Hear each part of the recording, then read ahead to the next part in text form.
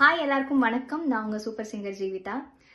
Coming March 28 Switzerland ஜெனிவாவில் AGP presence Tamil dream நைட்ன்ற ஒரு பெரிய ஈவெண்ட் நடக்க இருக்கு. ஸோ நாங்கள் யாரோட பெர்ஃபார்ம் பண்ண போகிறோன்னா எங்களோட மோஸ்ட் ஃபேவரட் கார்த்திக் தேவராஜ் அண்ணா பேண்டோட சேர்ந்து பெர்ஃபார்ம் பண்ண போகிறோம். நிறைய பாடல்கள் உங்கள் முன்னாடி ப்ரெசென்ட் பண்ண இருக்கோம். சுவிட்சர்லாந்து வரது இது எனக்கு first time. So I am so excited to see you all. So எல்லாரும் மறக்காமல் வந்துடுங்க. March 28 see you all soon. இது சுவிஸ் தமிழ் டிவியின் இன்றைய பிரதான செய்திகள். செய்தி ஆசிரியர் தேவாமதன். செய்திகளை வாசிக்கும் நான் துரையப்ப வினோத் கண்ணன். முதலில் தலைப்புச் செய்திகள். சுவிட்சர்லாந்தில் நடைபெற்ற மக்களவை வாக்கெடுப்பு வெளியான முடிவுகள். சுவிட்சர்லாந்தில் ஈரான் தொடர்பான தீவிரவாத அச்சுறுத்தல் அதிகரிக்கும் வாய்ப்பு என எச்சரிக்கை. ஜெனிவாவில் மாணவர்களுக்கு குறைந்த சம்பள சட்டம் ஒப்புதல். ஆர்கவ் கண்டோனில் வேக கேமராக்களுக்கு கட்டுப்பாடு. மத்திய கிழக்கு விமான சேவைகள் சூரிச் நோக்கி மீண்டும் தொடக்கம். ஆரவ் நகரில் போலீசை புறக்கணித்து தப்பிய 18 வயது ஓட்டுநர் கைது. வல்லூர்காவில் நடந்த குற்றம். சுவிஸ் இளைஞர் உட்பட 8 பேருக்கு சிறை. ஷபாவுசன் கண்டோனில் விபத்து. குதிரை மீது சென்ற 9 வயது சிறுமி காயம். தொடர்பான விரிவான செய்திகள். சுவிஸ்ல எல்லாருக்குமே எப்பவுமே கோவிலுக்கு போக நேரம் கிடைப்பதில்லை. அதனால்தான் கோவில் வடிவிலேயே தெய்வீகமான பூஜை ரூம் கபர்ட்டுகளை நாம் உருவாக்கி தருகிறோம். தவணை அடிப்படையில் கட்டணத்தை செலுத்தும் வாய்ப்பு மட்டுமல்ல, இலவச டெலிவரியும் செய்கிறோம். மாடர்ன் மேபிள் GmbH உங்கள் கனவு இல்லத்தை அழகாக்குங்கள். சுவிட்சர்லாந்தில் இடம்பெற்ற தேசிய மக்களவை வாக்கெடுப்பில் 4 முக்கிய அரசியல் மற்றும் பொருளாதாரம் தொடர்புடைய விடயங்கள் குறித்து மக்கள் தங்களது முடிவை வெளிப்படுத்தினர். இந்த வாக்கெடுப்பின் முடிவுகள் நாட்டின் வரிமுறை, ஊடக கட்டணம், காலநிலை மாற்றத்துக்கான நிதி மற்றும் பணத்தின் அரசியல் நிலை குறித்து முக்கிய தீர்மானங்களை உருவாக்கியுள்ளன. திருமணமான தம்பதிகளுக்கான தனிப்பட்ட வரி விதிப்பு முறை அறிமுகப்படுத்தும் முன்மொழிவு பெரும்பான்மையான வாக்குகளால் ஏற்றுக்கொள்ளப்பட்டது. இந்த திட்டத்துக்கு 54% வாக்காளர்கள் ஆதரவு தெரிவித்தனர். தற்போது சுவிட்சர்லாந்தில் பல சந்தர்ப்பங்களில் திருமணமான தம்பதிகள் ஒரே குடும்பமாக கருதி வரி கணக்கிடப்படுவதால் சில சமயங்களில் அதிக வரிச்சுமை ஏற்படுவதாக நீண்ட காலமாக விமர்சனங்கள் இருந்தன. அந்த நிலையில் தனிநபர் அடிப்படையில் வரி கணக்கிடும் புதிய முறை சமநிலையான வரி விதிப்பை வழங்கும் என ஆதரவாளர்கள் கூறினர். இதேவழி தொலைக்காட்சி மற்றும் வானொலி சேவைகளுக்காக வசூலிக்கப்படும் கட்டணத்தை குறைக்க வேண்டும் என்ற முன்மொழிவை மக்கள் பெரும்பான்மையாக நிராகரித்துள்ளனர். இந்த திட்டத்துக்கு எதிராக 62% வாக்காளர்கள் வாக்களித்தனர். தற்போது சுவிட்சர்லாந்தில் உள்ள ஒவ்வொரு குடும்பமும் பொது சேவை ஊடகங்களுக்காக ஆண்டுதோறும் ஒரு கட்டணத்தை செலுத்த வேண்டும். அந்த தொகையை குறைப்பது பொது ஊடகங்களின் நிதி நிலையை பாதிக்கும் என அரசு மற்றும் ஊடக அமைப்புகள் முன்பே எச்சரித்தன. காலநிலை மாற்றத்தை எதிர்கொள்ள கூடுதல் நிதி ஒதுக்க வேண்டும் என்ற முன்மொழிவும் வாக்காளர்களால் நிராகரிக்கப்பட்டது. இந்த திட்டத்துக்கு எதிராக 71% மக்கள் வாக்களித்தனர். இந்த முன்மொழிவு புதுப்பிக்கத்தக்க ஆற்றல், சுற்றுச்சூழல் பாதுகாப்பு மற்றும்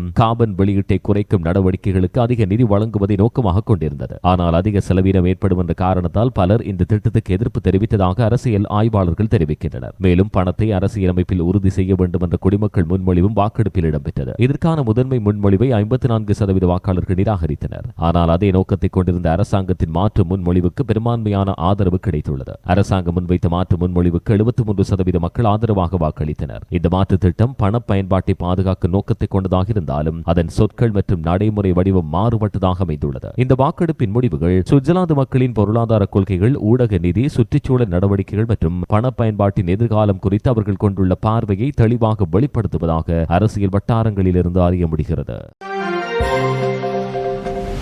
சுவிட்சர்லாந்தில் ஈரான் தொடர்பான தீவிரவாத நடவடிக்கைகளின் அபாயம் அதிகரிக்கக்கூடும் என்று பாதுகாப்பு அதிகாரிகள் எச்சரிக்கை விடுத்தனர். சுவிட்சர்லாந்தின் உளவுத்துறை அமைப்பான பெடரல் இன்டெலிஜென்ஸ் சர்வீஸ் வெளியிட்ட தகவலின்படி ஈரான் தனது எதிரிகளாக கருதப்படும் இலக்குகளை நோக்கி பல்வேறு நாடுகளில் பதிலடி நடவடிக்கைகளை மேற்கொள்ளும் வாய்ப்பு இருப்பதாக மதிப்பிடப்பட்டுள்ளது. FIS அமைப்பின் பேச்சாளரான கிறிஸ்டோப் ஜேகி ஞாயிற்றுக்கிழமை சுவிஸ் ஊடகங்களிடம் பேசிய போது ஈரான் அல்லது அதனோடு தொடர்புடைய அமைப்புகள் ஐரோப்பா மற்றும் சுவிட்சர்லாந்தில் செயற்பாடுகளை மேற்கொள்ளலாம் என தெரிவித்துள்ளார். ஈரானின் உளவுத்துறைகள், அதனோடு இணைந்த குழுக்கள் அல்லது ஈரானால் பணியமர்த்தப்பட்ட குற்றவியல் வலை அமைப்புகள் மூலம் இத்தகைய நடவடிக்கைகள் இடம்பெறக்கூடும் என்று அவர் கூறினார். இஸ்ரேல், யூத அமைப்புகள் மற்றும் அமெரிக்காவோடு தொடர்புடைய இலக்குகள் மீது தாக்குதல் நடத்தும் வகையில் பதிலடி முயற்சிகள் மேற்கொள்ளப்படலாம் என அந்த அமைப்பு மதிப்பீடு செய்துள்ளது. உலக அரசியல் சூழ்நிலையில் ஏற்பட்டுள்ள பதற்றங்கள் மூலம் இத்தகைய அச்சுறுத்தல்கள் அதிகரிக்கும் சாத்தியம் உள்ளது. மேலும் அபாயம் ஈரானிலிருந்து மாத்திரமல்லாமல் அதனை ஆதரிக்கும் அமைப்புகளிடமிருந்தும் வரக்கூடும் என்று எச்சரிக்கப்பட்டுள்ளது. குறிப்பாக லெபனானை தளமாக கொண்ட ஹிஸ்புல்லா இயக்கம் சுவிட்சர்லாந்தில் குறிப்பிடத்தக்க அளவில் செயற்பட்டு வருவதாகவும் FIS தெரிவித்தது. பாதுகாப்பு சூழ்நிலையை கருத்தில் கொண்டு சுவிட்சர்லாந்தின் பாதுகாப்பு அமைப்புகள் நிலைமையை நெருக்கமாக கண்காணிக்கின்றன. நாட்டின் முக்கிய இடங்கள், யூத சமூகம் தொடர்புடைய நிறுவனங்கள் மற்றும் சர்வதேச அமைப்புகள் சுற்று வட்டாரங்களில் பாதுகாப்பு நடவடிக்கைகள் தொடர்ந்து வலுப்படுத்தப்பட்டுள்ளதாக அதிகாரிகள் தெரிவித்தனர்.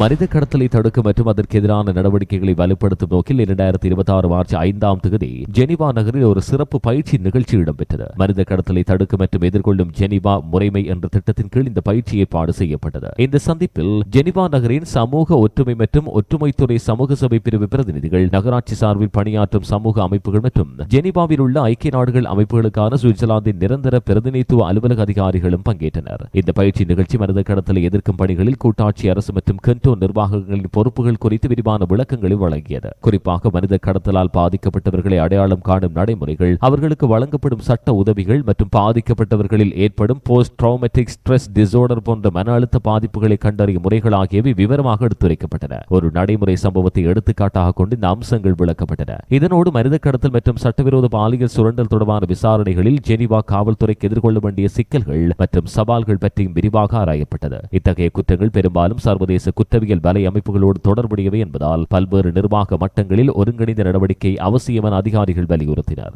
சுவிட்சர்லாந்தின் கூட்டாட்சி காவல்துறை அமைப்பான ஃபெட்போல், புரொட்டஸ்டன்ட் சமூக மையம், ஃபவுண்டேஷன் ஆஃப் கார்டஸ் கிரோட்டஸ் அமைப்பு மற்றும் ஜெனீவா காவல்துறையின் மனித கடத்தல் மற்றும் சட்டவிரோத பாலியல் சுரண்டல் தடுப்பு பிரிவு ஆகியவற்றின் நிபுணர்கள் இந்த பயிற்சியை வழி நடத்தினர். நகராட்சி, கண்டோன் மற்றும் கூட்டாட்சி நிலைகளில் செயற்படும் அமைப்புகளை ஒரே செயற்திட்டத்தின் கீழ் இணைக்கும் முக்கிய முயற்சியாக இந்த அரை நாள் நிகழ்ச்சி மதிப்பிடப்பட்டுள்ளது. ஜெனீவா மனித கடத்தல் எதிர்ப்பு சுற்றுமுறை கலந்தாய்வு குழுவை நிறுவனங்கள் மற்றும் டிஜிட்டல் தொழில்நுட்பத்துறை தலைமை தாங்கி நடத்துகிறது. மனித கடத்தலால் பாதிக்கப்பட்டவர்களை கண்டறியும் பணியில் ஈடுபடும் 3 முக்கிய அமைப்புகளுக்கு நிதி உதவியும் இந்த துறை மூலம் வழங்கப்படுகிறது. மனித கடத்தல் என்பது உலகளாவிய அளவில் அதிகரித்து வரும் ஒரு கடுமையான மனித உரிமை பிரச்சனையாக உருவெடுத்துள்ளது. அதனை எதிர்கொள்ள அதிகாரிகள், சமூக அமைப்புகள் மற்றும் சட்ட அமலாக்க அமைப்புகள் இணைந்து செயற்படுவது மிகவும் இன்றியமையாதது என்பதையும் இந்த பயிற்சி நிகழ்வு வெளிப்படுத்தியுள்ளது.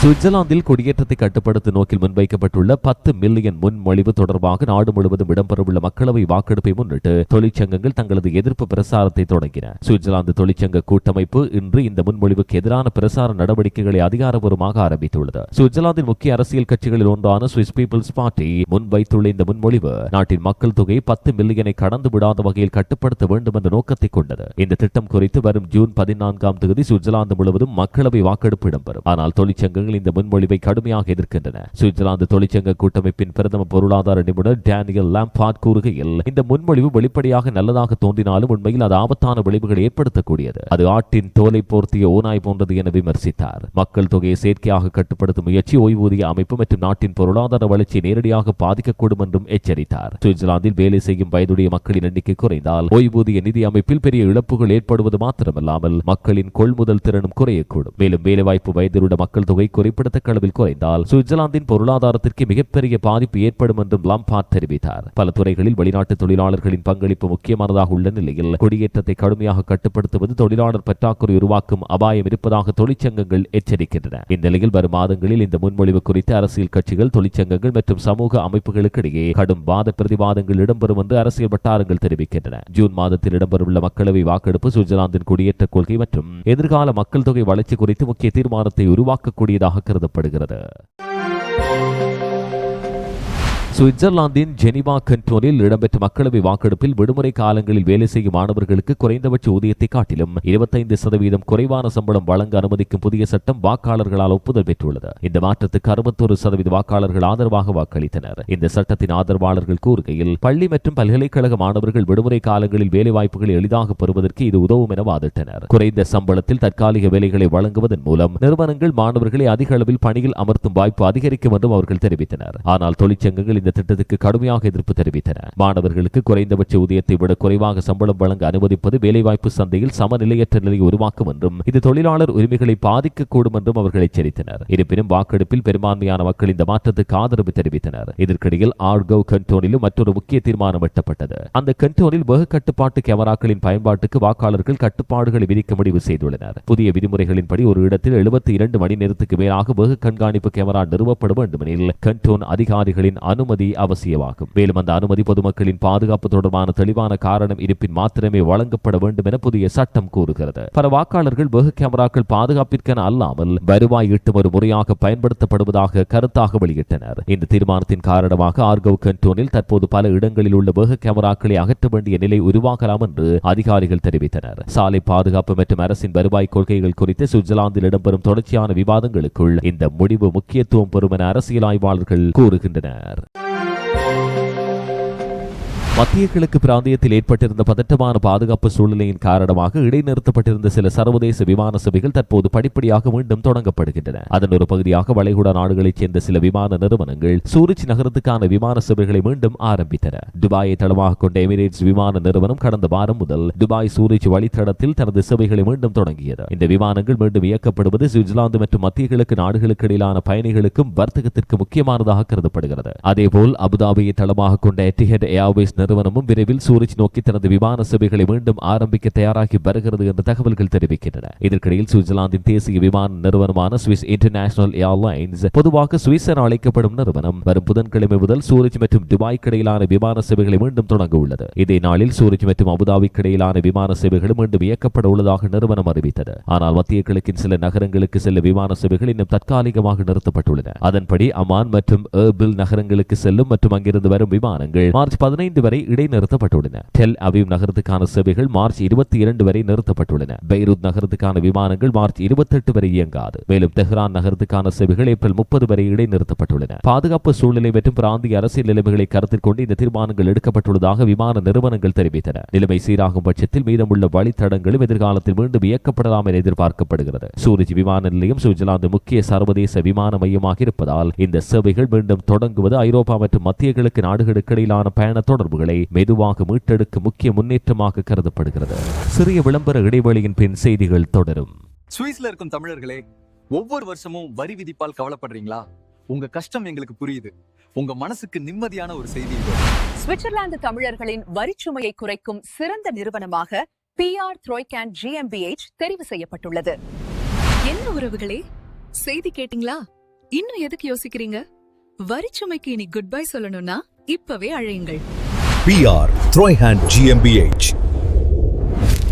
நிதிச்சுமையால் நிம்மதி இழந்து தவிக்கிறீர்களா? உங்களின் அவசர நிதி தேவைகளுக்கு குறைந்த வட்டி வீதத்தில் 3 லட்சம் பிரான்கள் வரை கடனாக பெறலாம். கிரெடிட் பாண்ட்.ch. இலவச ஆலோசனைகளுக்கு 07659 சுவிட்சர்லாந்தின் சுக் நகரில் ஞாயிற்றுக்கிழமை இடம்பெற்ற திருட்டு சம்பவம் ஒன்று ஓய்வு நேரத்தில் இருந்த ஒரு போலீஸ் அதிகாரியின் விழிப்புணர்வால் விரைவில் கண்டுபிடிக்கப்பட்டது. சந்தேகத்துக்கிடமான நடத்தை அவதானித்த அந்த அதிகாரி 2 இளைஞர்களை துரைத்து பிடித்ததன் மூலம் ஒரு பணப்பை திருட்டு சம்பவம் வெளிச்சத்துக்கு வந்தது. லான்ஸ் ஜெமைன் பிளாட்ஸ் பகுதியில் மார்ச் 8ஆம் தேதி ஞாயிற்றுக்கிழமை பிற்பகலில் இந்த சம்பவம் இடம்பெற்றது. அப்போது ஓய்வு நேரத்தில் அங்கிருந்த ஒரு போலீஸ் அதிகாரியின் கவனத்திற்கு சந்தேகத்துக்கிடமான முறையில் நடந்து கொண்ட 2 இளைஞர்கள் பட்டனர். அவர்கள் கையில் ஒரு பணப்பை இருந்ததை அதிகாரி கவனித்தார். அந்த பணப்பையை அவர்கள் ஆய்வு செய்து பார்த்த பின் வேகமாக நோய் கேஸை நோக்கி நடந்து சென்று பின்னர் அங்கிருந்து ஓடிச் சென்றுள்ளனர். இந்த நடத்தை சந்தேகமாக இருந்ததால் அந்த போலீஸ் அதிகாரி இருவரையும் அமைதியாக பின்தொடர்ந்தார். சில நிமிடங்களுக்கு பின்னர் அவர்களை அடைந்து நிறுத்த முடிந்தது. இதற்கிடையில் தகவல் பெறப்பட்ட சுகர் போலீசாய் சம்பவ இடத்துக்கு வந்து விசாரணை மேற்கொண்டது. பின்னர் இடம்பெற்ற விசாரணையில் அந்த பணப்பை சில நிமிடங்களுக்கு முன்பே லான்ஸ் கமைன் பிளேட்ஸ் பகுதியில் ஒருவரின் கைப்பையில் இருந்து திருடப்பட்டதாக தெரிய வந்தது. சம்பவத்துடன் தொடர்புடையதாக சந்தேகப்படும் 2 இளைஞர்களும் உடனடியாக கைது செய்யப்பட்டனர். அவர்கள் 16 வயதான ஒரு மொராக்கோ நாட்டைச் சேர்ந்த இளைஞரும் 16 வயதுடைய ஒரு அல்ஜீரியா நாட்டைச் சேர்ந்த இளைஞரும் ஆவர். இருவரும் சுவிட்சர்லாந்தில் தஞ்சம் கோரியுள்ளவர்கள் என்றும் அவர்கள் சுக்கன்டோனில் பதிவு செய்யப்பட்டவர்கள் கிடையாது என்றும் அதிகாரிகள் தெரிவித்தனர். தற்போது அவர்கள் காவலில் வைக்கப்பட்டுள்ளமையும் குறிப்பிடத்தக்கது. சுவிட்சர்லாந்தின் சூரிச் நகரின் மாவட்டம் 2 பகுதியில் ஞாயிற்றுக்கிழமை பிற்பகலில் ஏற்பட்ட கடுமையான சாலை விபத்தில் 5 காயமடைந்தனர். அவர்களில் சிலருக்கு கடுமையான காயங்கள் ஏற்பட்டுள்ளன. முதற்கட்ட விசாரணை தகவல்களின்படி 52 வயதான ஒரு சுவிஸ் நபர் ஓட்டிச் சென்ற அவுடி கார் நகர மையத்தை நோக்கி பயணித்துக் கொண்டிருந்தது. லைண்டிவிஸ் அருகில் உள்ள எரிபொருள் நிலையத்தை கடந்த சில நிமிடங்களிலேயே அந்த வாகனத்தின் மீது ஓட்டுநர் கட்டுப்பாட்டை இழந்துள்ளார். கட்டுப்பாட்டை இழந்த வாகனம் முதலில் ஒரு தெருவிளக்கு கம்பத்தில் மோதி பின்னர் அருகில் இருந்த புல்வெளியை கடந்து சென்று ஒரு மரத்தில் மோதியது. அதற்கு பிறகு எதிர் திசையில் செல்லும் பாதையில் நுழைந்து எதிரே வந்த மற்றொரு வாகனத்துடன் மோதியுள்ளது. அந்த நேரத்தில் நகர மையத்திலிருந்து அதே திசையில் வந்து கொண்டிருந்த ஒரு மிதிவண்டி ஓட்டுநர் அதிர்ஷ்டவசமாக காரால் மோதப்படவில்லை. இருப்பினும் விபத்தின் போது அவர் கீழே விழுந்ததால் காயமடைந்து மருத்துவமனைக்கு கொண்டு செல்லப்பட்டார். இந்த விபத்துக்கான துல்லியமான காரணங்கள் இன்னும் தெளிவில்லை. சம்பவம் தொடர்பாக சூரிச் நகர போலீசார் மற்றும் அரசு தரப்பு வழக்கறிஞர் அலுவலகம் இணைந்து விசாரிக்கின்றனர். குறிப்பாக வேக வரம்பை மீறி இருக்கலாம் என்ற சந்தேகத்தின் அடிப்படையில் விசாரிக்கப்படுகிறது. சம்பவத்துக்கு சூரிச் நகர போலீசின் விபத்து விசாரணை பிரிவு நிபுணர்கள் அழைக்கப்பட்டு முழுமையான விஞ்ஞான ஆய்வுகள் மேற்கொள்ளப்பட்டன. மேலும் தீயணைப்பு படையினர் மற்றும் கண்டோன் முழுவதில் இருந்தும் வந்த பல ஆம்புலன்ஸ் சேவைகள் இணைந்து காயமடைந்தவர்களை மீட்டு மருத்துவ உதவி வழங்கினர். சுவிட்சர்லாந்தில் சாலை பாதுகாப்பு விதிகள் கடுமையாக அமல்படுத்தப்பட்டாலும் கவனக்குறைவு அல்லது வேக கட்டுப்பாட்டை மீறுதல் போன்ற காரணங்களால் இதுபோன்ற விபத்துகள் அவ்வப்போது ஏற்படுகின்றன. இந்த விபத்துக்கான முழுமையான காரணங்கள் விசாரணை முடிவுகளின் மூலம் பின்னர் வெளியாகும் எனவும் அதிகாரிகள் தெரிவித்தனர். சுவிட்சர்லாந்தின் ஆராவ் நகரில் சனிக்கிழமை மற்றும் ஞாயிற்றுக்கிழமைக்கு இடைப்பட்ட இரவு நேரத்தில் போலீஸ் சிக்னலை புறக்கணித்து தப்பிச் செல்ல முயன்ற 18 வயது இளைஞரை போலீசார் கைது செய்தனர். விசாரணையில் அந்த இளைஞர் பயன்படுத்திய கார் திருடப்பட்டிருக்கலாம் என்றும் அவர் போதைப் பொருள் தாக்கத்தில் வாகனம் ஓட்டியிருக்கலாம் என்றும் சந்தேகம் எழுந்துள்ளது. இந்த சம்பவம் அதிகாலை சுமார் 2 மணிகளவில் இடம்பெற்றதாக ஸ்டெட் போலீஸ் ஆராவ் தெரிவித்தது. போலீசார் வாகனத்தை நிறுத்துமாறு சைகை காட்டிய போதும் அந்த இளைஞர் அதை புறக்கணித்து வேகமாக தப்பிச் சென்றுள்ளார். பின்னர் மேற்கொள்ளப்பட்ட நடவடிக்கையின் மூலம் போலீசார் அவரை தடுத்து நிறுத்தினர். விசாரணையில் அந்த 18 வயது இளைஞரிடம் முழுமையான ஓட்டுநர் உரிமம் இல்லாமல் தற்காலிக ஓட்டுநர் அனுமதி பத்திரம் மாத்திரமே இருந்துள்ளது. மேலும் அவர் பயணம் செய்த போது உடன் இருந்த நபர் சட்டப்படி அனுமதிக்கப்பட்ட வழிகாட்டி அல்ல என்றும் அதிகாரிகள் தெரிவித்தனர். இதற்கிடையில் அவர் ஓட்டிய கார் திருடப்பட்டிருக்கலாம் என்ற சந்தேகமும் எழுந்தது. சம்பவத்தின் முழு விவரங்களை தெளிவுபடுத்த போலீசார் மேலதிகமாக விசாரிக்கின்றனர். மேலும் போதைப் பொருள் பயன்படுத்தி இருக்கலாம் என்ற சந்தேகத்தின் அடிப்படையில் அந்த இளைஞரிடம் ரத்தம் மற்றும் சிறுநீர் மாதிரிகளும் பெறப்பட்டுள்ளன. அதன் முடிவுகள் வந்த பின்னர் வழக்கில் கூடுதல் நடவடிக்கைகள் எடுக்கப்படலாம் என அதிகாரிகள் தெரிவித்தனர். சுவிட்சர்லாந்தில் இளம் ஓட்டுநர்களுக்கான விதிமுறைகள் மிகவும் கடுமையாக இருக்கின்றன. குறிப்பாக தற்காலிக உரிமம் கொண்டவர்கள் அனுமதிக்கப்பட்ட நபரோடு மாத்திரமே வாகனம் ஓட்ட வேண்டும். இந்த விதிகளை மீறுவது கடுமையான சட்ட நடவடிக்கைகளுக்கு வழிவகுக்கும் என்று அதிகாரிகள் மீண்டும் எச்சரித்தனர். ஸ்பெயினின் பால்மா டி மல்லோர்கா நகரில் இடம்பெற்ற பாலியல் வன்முறை வழக்கில் ஒரு சுவிஸ் நபர் உட்பட 8 பேருக்கு நீதிமன்றம் மொத்தமாக 73 ஆண்டுகள் சிறை தண்டனை விதித்தது. 2023 ஆண்டு ஆகஸ்ட் மாதத்தில் பிரிட்டனை சேர்ந்த ஒரு இளம் சுற்றுலா பெண்ணை பாலியல் வன்முறைக்கு உள்ளாக்கியதாக அவர்கள் மீது குற்றம் சாட்டப்பட்டது. ஸ்பெயின் ஊடகமான அல்டிமா ஹோரா வெளியிட்ட தகவலின்படி குற்றவாளிகளில் ஒருவர் தற்போது 25 வயதான சுவிஸ் குடிமகன். அவரோடு 7 பிரெஞ்சு நாட்டவர்கள் இந்த வழக்கில் சிக்கினர். விசாரணையில் வெளியான தகவல்களின்படி அந்த பெண் மகாலூஃப் பகுதியில் உள்ள ஒரு ஹோட்டல் அறைக்கு 2 நபர்களால் அழைத்து செல்லப்பட்டுள்ளார். பின்னர் மற்ற 6 பேரும் அந்த அறைக்கு வந்ததாக நீதிமன்ற ஆவணங்களில் குறிப்பிடப்படுகிறது. அங்கு அந்த பெண்ணின் சம்மதமில்லாமல் பல்வேறு பாலியல் செயல்களில் ஈடுபட்டுள்ளதாக குற்றப்பத்திரிகையில் கூறப்பட்டுள்ளது. இந்த சம்பவத்தின் போது எடுக்கப்பட்ட வீடியோ பதிவுகள் பின்னர் சமூக ஊடகமான ஸ்னாப்சாட் மூலம் பரவியதாகவும் தகவல்கள் உள்ளன.